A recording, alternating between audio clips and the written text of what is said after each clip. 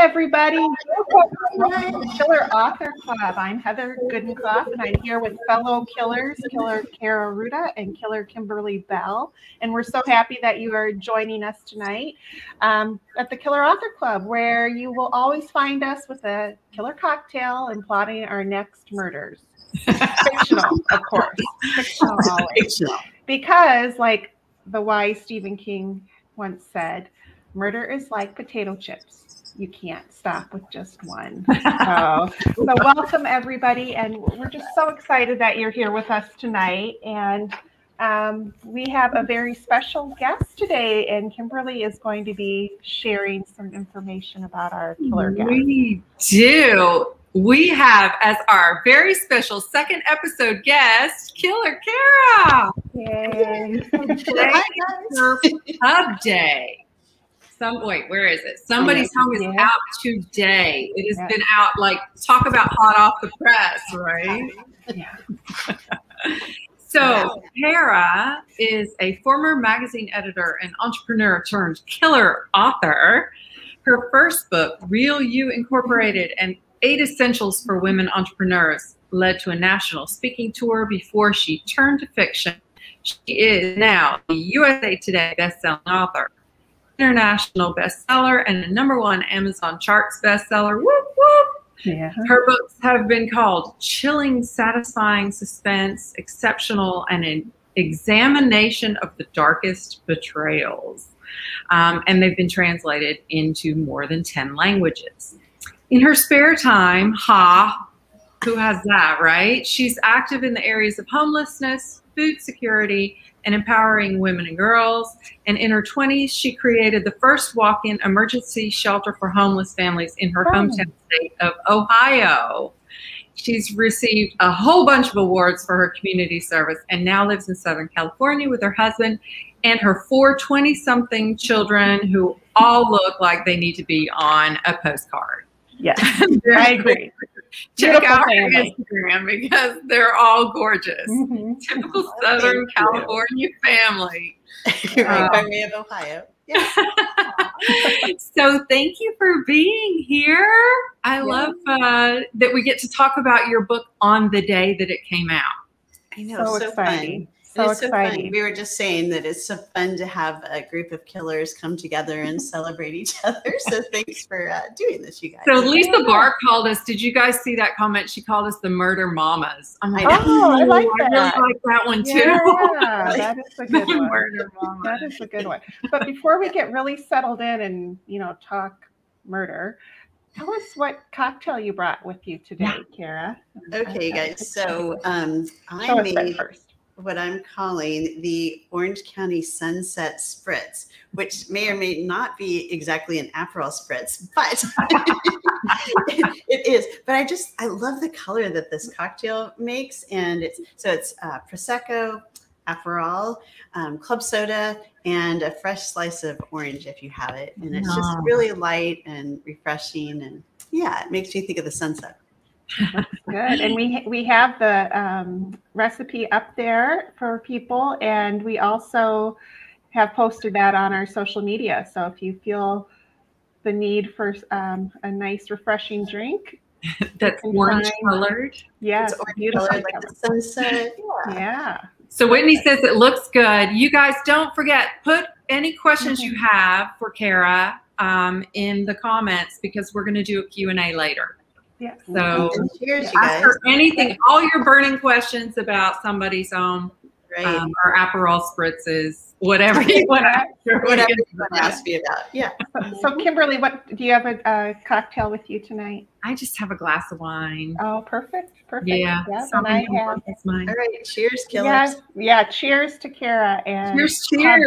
Congratulations. Thank you. Big day. Mm-hmm. It's a big day. Yeah. Thanks for sharing it with me. Yes. Thanks for you guys for being here too. Yes. So let's really get into it, because we have a burning question, and we need to know, Kara, how do you kill? Yes. How do I kill? That is, and I was thinking about that because I was going to be here, but also, there's so many different ways to really kill somebody.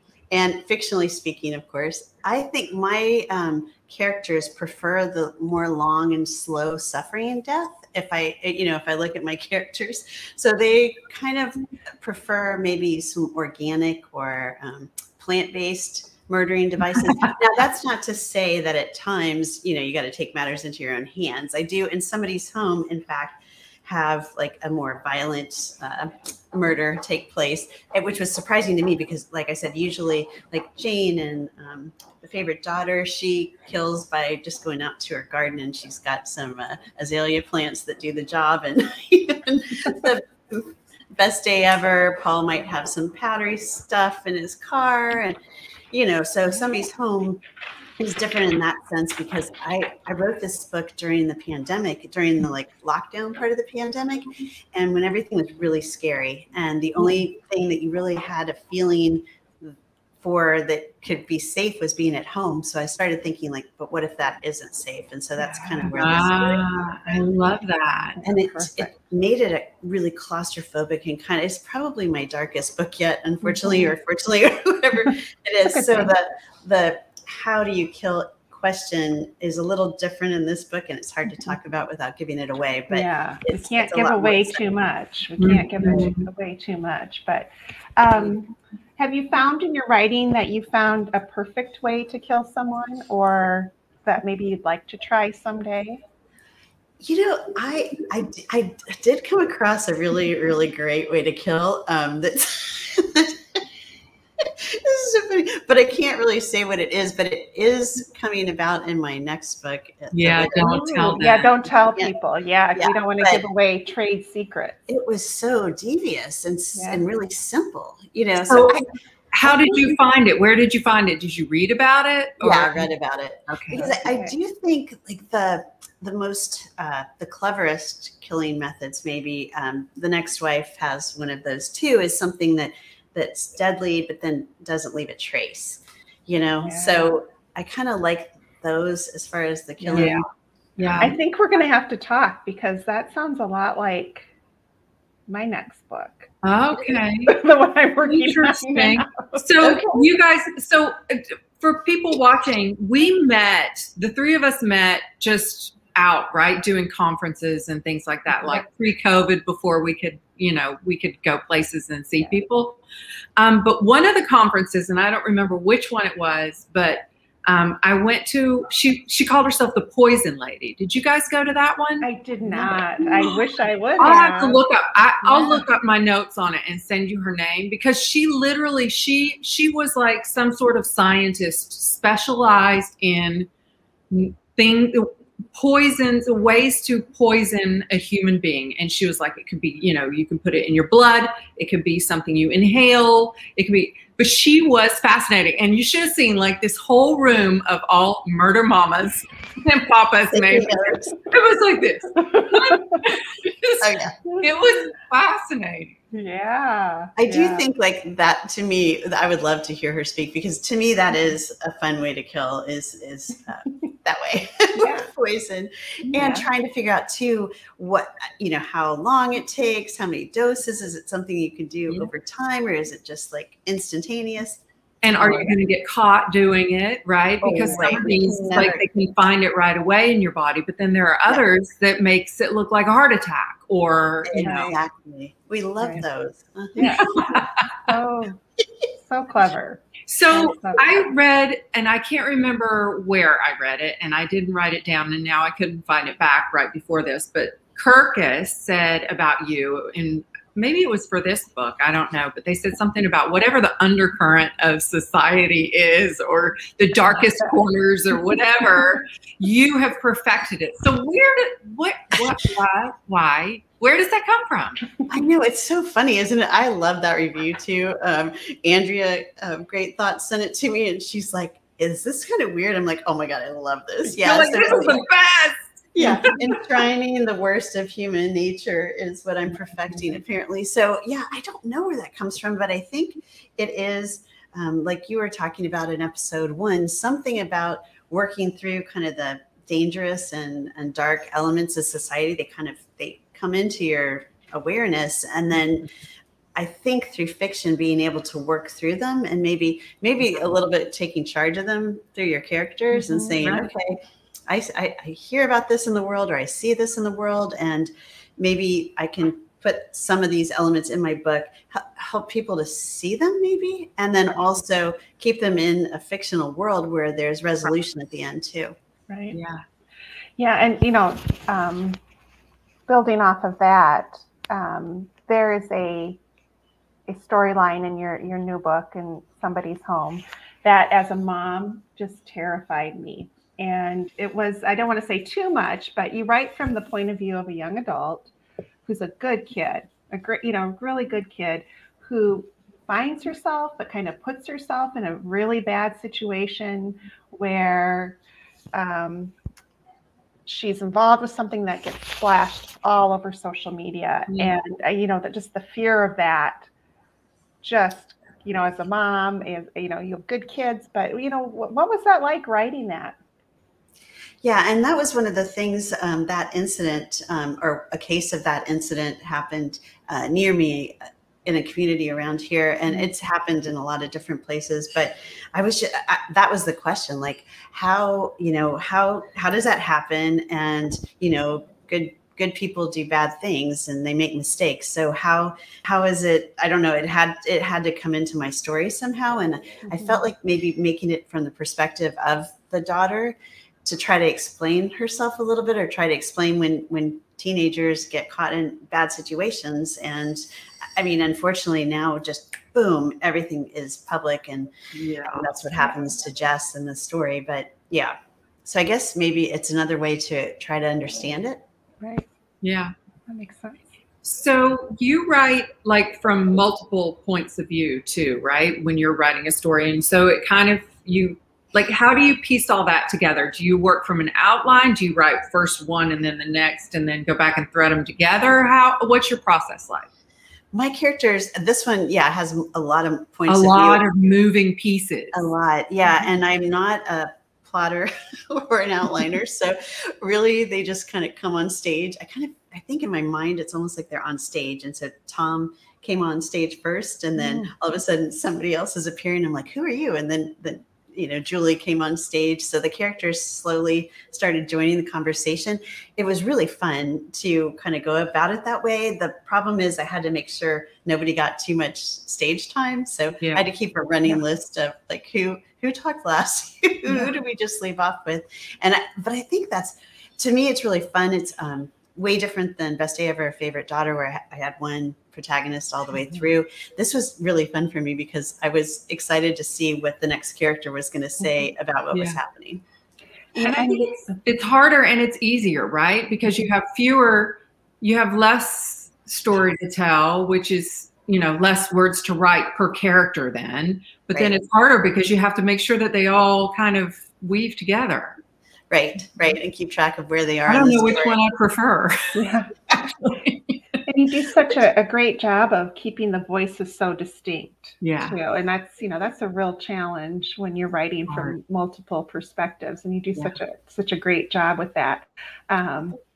One of my favorite lines from your book, and it kind of goes back to what you were saying about how the pandemic, we were at home, we're supposed to feel safe. You said, somebody's home and he's not supposed to be here. Mm-hmm. And I just thought that gave me goosebumps. And it was just 9 little simple words. Why is something like this so frightening? Yeah, I mean, the whole notion of, and that perspective is one of the other characters looking inside a house, and they can see into the kitchen and see somebody walking back and forth. And I mean, it's her house, and there's not supposed to be anybody there. So yeah, that is just terrifying to me. And I mean, and that's part of the story. And then the whole notion of, buying your dream home, you're starting over, this is where you're going to, come clean with your daughter, make a new life, kind of try to live more genuinely. And this is Julie and her daughter, Jess. And then she agrees at the spur of the moment to let the former owner's son stay in the carriage house until the end of the weekend. And by doing what she's thinking is a kind gesture, she ends up with a kind of scary situation in her guest house. So that's also scary. because it's just the proximity, right? Whether it's neighbors or, I mean, if you have a house and then a carriage house, it's just across a lawn. Yeah. Right. Yeah. Yeah. Like almost in the backyard. Lisette says that line gave me chills. She can't wait to read. So good. You'll love it. So good. Yes. We love chills. Yeah. Yeah. Guys, if you have any questions, make sure to add them to the comments so we can do a Q&A. Somebody asked here, but I don't want to, I'm going to save that one for just a minute. So let's keep going. Yeah. So I have a question though, because you said that you just kind of sit down and you see where the story takes you. Do you know when you start how it's going to end? Do you know where your story is going? I probably know maybe vaguely like the main point of contention, I guess the climax or whatever. So I know that there's going to need the conflict's going to build towards, but I don't usually know the resolution. So I might know the main explosion, but I won't know the ending. Did you know all the characters you wanted to write about or write through at the beginning, or did that come as you went as well? Kind of just revealed themselves. Yeah. It was really fun because I'm fascinated by that because it is so completely different than the way I write a book. Like our brains are completely opposite. I know, but we like to kill people. It's so weird. I know you can go about it in so many different ways. You can just, you can murder people in any given way. But I know it is kind of weird. But like I said, that if Tom's talking and then it's the end of his story and I hear this character like, wait, I got to give my perspective. So Julie has to start talking and then her daughter's in the car with her. So she's like, wait, I've got to talk too. Yeah. All of a sudden we're like off to the races. And then I'm like, who owned the house before? Oh gosh, well, Sandy's got to start talking too. Yeah. So that's kind of how it unfurled, I think. Amazing. Are you a fast writer? Do you write it really fast? I am pretty fast, knock wood. Yeah, I often, I don't know, like the first draft will come fast, but then because I'm not a plotter, I'm a pantser, I'll need to go back and, add depth. Yeah. What was the hardest part then of writing this novel compared to some of your other ones, would you say? This one, truthfully, the characters just wanted to get really dark. And I think it was because it was the dark time of the pandemic. Yeah. So even though this, I consider this my darkest story, it could have been way darker. And like the characters wanted it to be way darker. And my editor's like, stop the madness. Reel you back in. They can only be so dastardly. Stop it. So yeah. So really, like, if you think this is like scary, you should have seen what they wanted to do. So I think that was it. I had to reel them back in and say, no, you guys, you can't do that this time. So. But I do think you're onto something. Like with the whole pandemic has changed definitely kind of my story as well. And I think part of it is, you're stuck in a house. First of all, mine was also a closed, locked room kind of, and yours too, Heather. Yeah. Did you write that during the pandemic? I started it before the pandemic, but it really took off during, the pandemic. And, I mean, I think, it influences the stories in ways that maybe aren't super obvious always, but it definitely was something in the back of my head while I was writing. Yeah.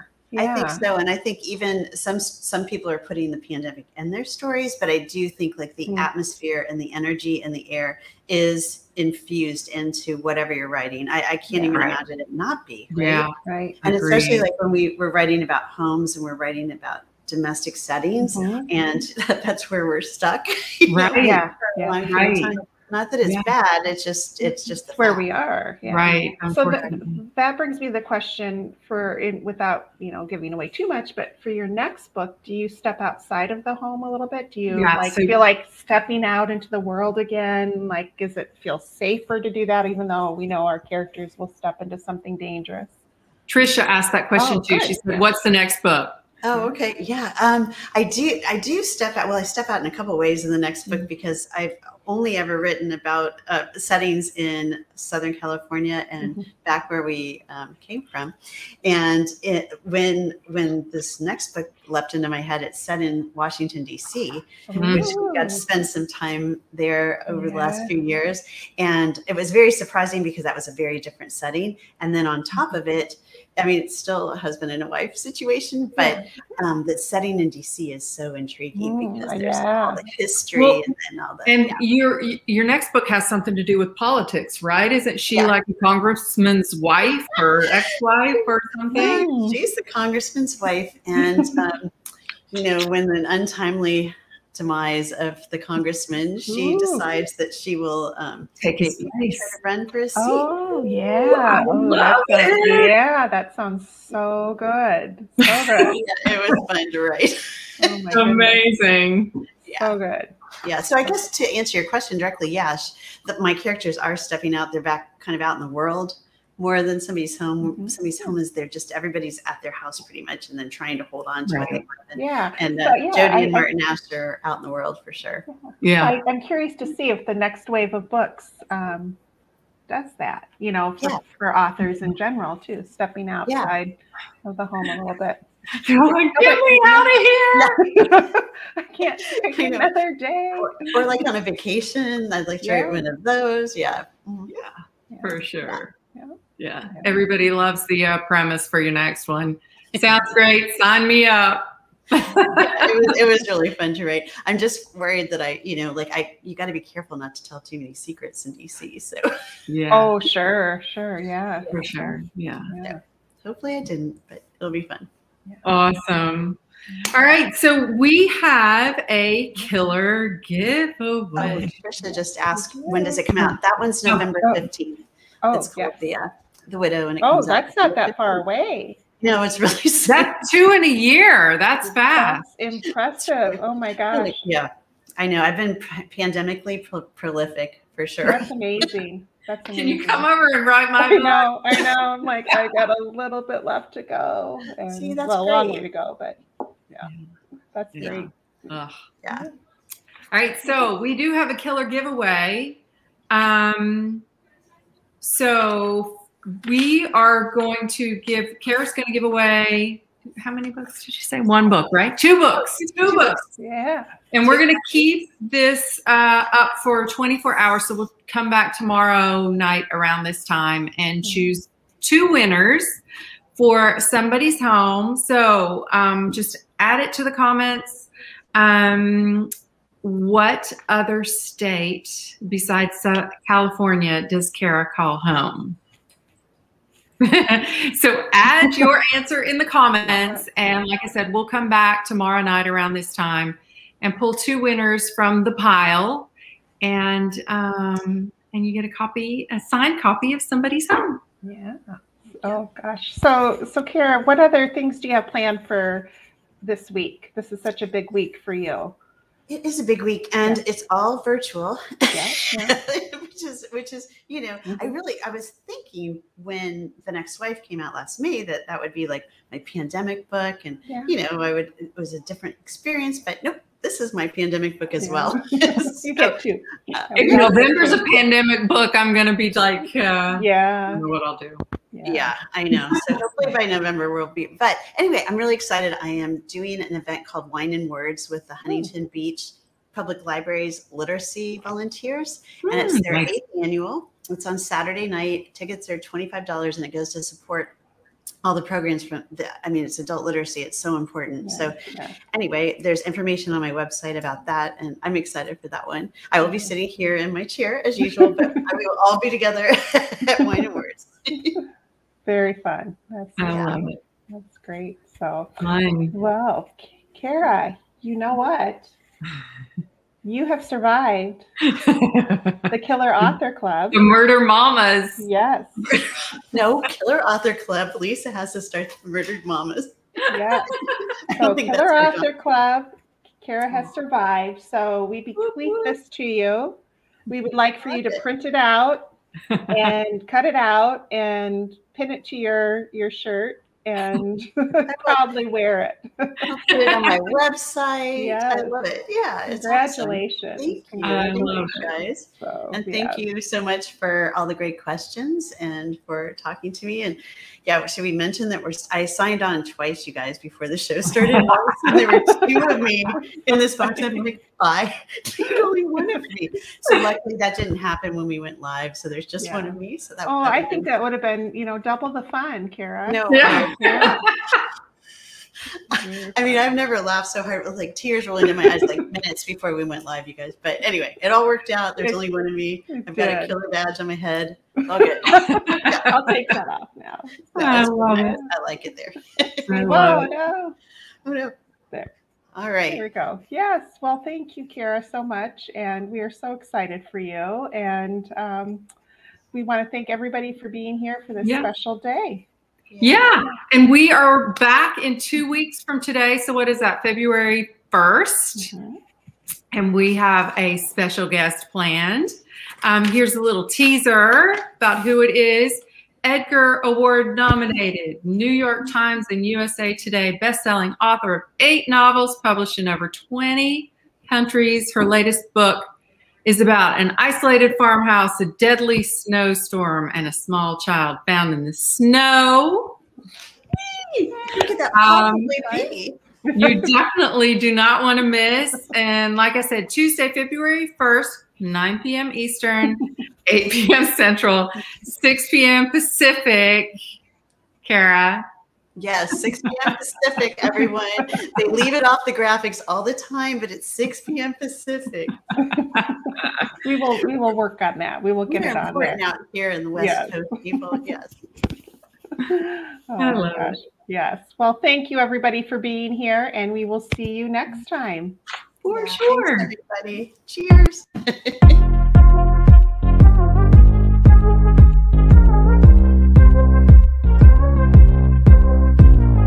Thought you really loved me, guess I was wrong.